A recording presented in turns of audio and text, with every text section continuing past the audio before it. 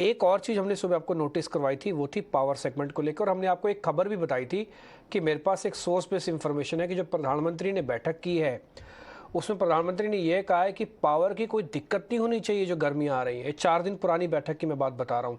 आज समीर के पास भी यही जानकारी है, मेरे रिपोर्टर हैं, वो ये कह रहे हैं कि सरकार इस चीज़ को सुनिश्चित करना चाहती है कि कोयले की कहीं कोई दिक्कत ना हो।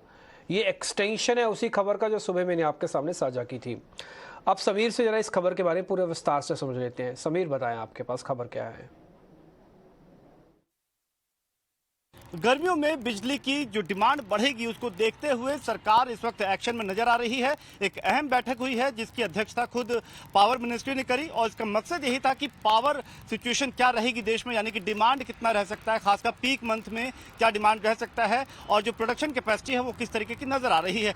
पावर मिनिस्ट्री की तरफ से साफ तौर पर कहा गया है कि किसी तरीके की लोड शेडिंग ना हो और जो डिमांड है उसको पूरी तरीके से पूरा किया जाए। इसके लिए जो कोल बेस्ड पावर प्लांट है उनको अपना प्रोडक्शन कैपेसिटी बढ़ाने के लिए कहा गया है। साथ ही साथ रेल मंत्रालय से जो रेक की अवेलेबिलिटी है उसके लिए भी बातचीत कर ली गई है, यानी कि कोल ट्रांसपोर्टेशन, जो कोल बेस्ड पावर प्लांट है उसमें कोल की सप्लाई सुनिश्चित करने के लिए जो रेक की अवेलेबिलिटी है उसकी जिम्मेदारी रेलवे, और रेलवे ने आश्वासन दिया है कि रेक अवेलेबिलिटी में किसी तरीके की कोई दिक्कत नहीं आएगी। यही नहीं, एडवांस में enough stock in coal based power plant के पास रहे उसको सुनिश्चित करने के लिए भी रेक मुहैया कराया जाएगा। इसके साथ ही साथ चूंकि ये एंटिसिपेट किया जा रहा है कि अप्रैल 2023 में ये पीक मंथ रहेगा जिसमें 226 गीगावाट पावर डिमांड के लगभग आसपास रह सकती है। इसको पूरा करने के लिए सिर्फ कोल बेस्ड पावर प्लांट नहीं बल्कि गैस और हाइड्रो बेस्ड पावर प्लांट को भी इस बड़े लक्ष्य में साथ आने के लिए कहा गया है। जो गैस बेस्ड पावर प्लांट है इसके लिए गेल से कहा गया है कि गैस सप्लाई में किसी तरीके की कोई बाधा ना आए।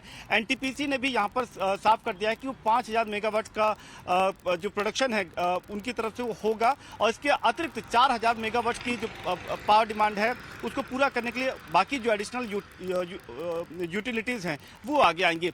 इसके अलावा बरौनी में 2 और प्लांट हैं, उनसे भी कहा गया है कि वो अप्रैल में अपने प्रोडक्शन कैपेसिटी को आगे बढ़ा पाएं। एक नई जो पावर प्लांट है वो 2920 मेगावाट की वो भी कमीशन हो जाएगी मार्च के अंत तक। तो इन तमाम कदमों के जरिए कोशिश यही है कि जो पावर डिमांड रहेगी देश में उसको पूरा कर लिया जाए।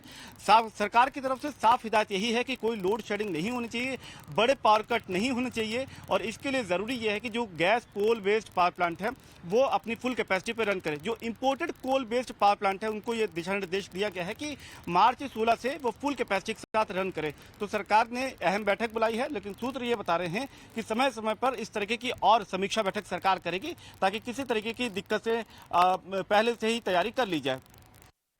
ठीक है, ऑल राइट समीर, बहुत बहुत शुक्रिया इस खबर का बताने के लिए। इंतजार रहेगा आपसे अपडेट का। अब